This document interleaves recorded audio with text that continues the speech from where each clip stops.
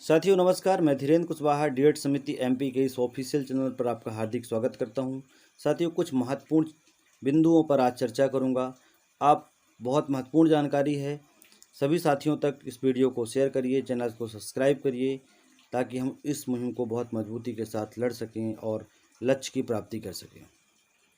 साथियों कई बिंदु हैं। सबसे पहले तो अपन जबलपुर हाईकोर्ट में जो 14 तारीख की सुनवाई है उसको लेकर बात करेंगे।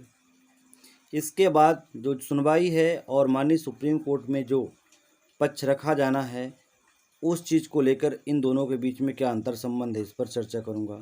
और साथियों अंतिम में बात करूंगा माननीय सुप्रीम कोर्ट में होने वाली जो सुनवाई है उसमें हम किस तरह से अपने पक्ष को रखना चाहते हैं और उसके लिए हमें कितनी फंडिंग की आवश्यकता है, हमें किस तरह की लॉयर चाहिए। साथियों सबसे पहले हम आते हैं माननीय जबलपुर में जो केस अपना 14 तारीख को सुनवाई है।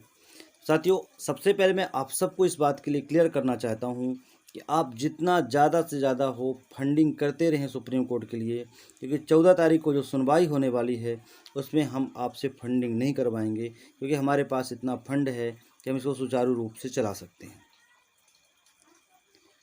साथियों जो 14 तारीख को सुनवाई होने वाली है आप उसके एस्पेक्ट को समझिएगा। माननीय सुप्रीम कोर्ट में बीएड वाले जो विपक्ष वाले हैं वो इस बात को लेकर क्लैरिफाई करने के लिए जा रहे हैं कि, और वो क्लैरिफाई इस तरह से करना चाहते हैं कि जो माननीय सुप्रीम कोर्ट का निर्णय है वो 11 अगस्त से प्रभावी हो। और साथियों यदि ऐसा होता है तो सोचिए आपकी इस जो सुनवाई है 14 तारीख की, इसका कोई अर्थ है या नहीं है। सारा दारोमदार जो है माननीय सुप्रीम कोर्ट के इस डेट क्लैरिफिकेशन के अंदर है। यदि वहाँ से सही तरीके से डेट क्लैरिफिकेशन नहीं हुआ, फिर वहाँ लोगों ने तथ्यों को घुमा फिरा के रखा, कुछ भी ऐसी बातें रखी या की, क्योंकि आप देख रहे हैं उनका पक्ष, उनके लोग इतना तेज़ी के साथ फंडिंग कर रहे हैं। वो इस बार शायद परमजीत पटवालिया जी से भी बड़ा वकील उतारना चाहते हैं।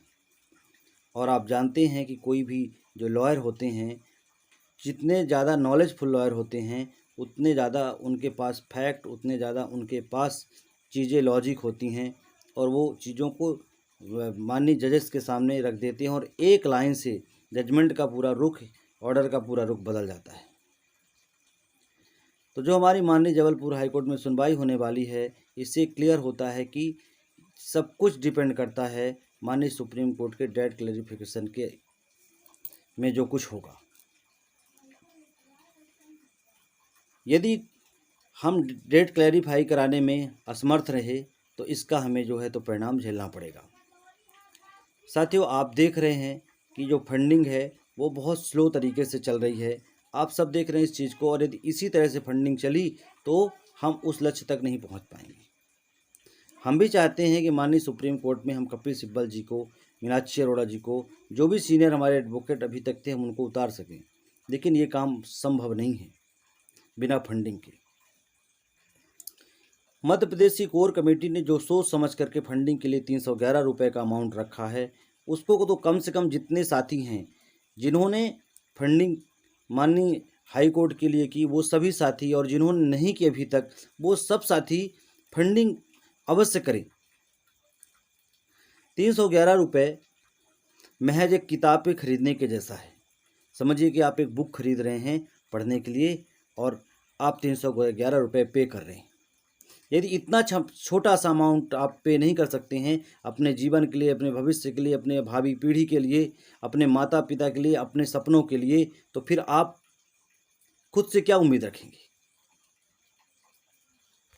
इसलिए साथियों आप सबसे अनुरोध है कि आप अभय सिंह जी का जो अकाउंट रिलीज हुआ है, यदि उसमें फ़ोनपे, गूगल पे से ट्रांजैक्शन नहीं हो रहा है तो आप अकाउंट नंबर की डिटेल फिल करके आईएफएससी कोड पेमेंट करें, क्योंकि लगातार जो हमारी टीम है जो फंडिंग में काम कर रही है, टेक्निकल पहलुओं पे काम कर रही है, वो कोशिश कर रही है चीज़ों को सुधारने के लिए, लेकिन ऐसा होता है।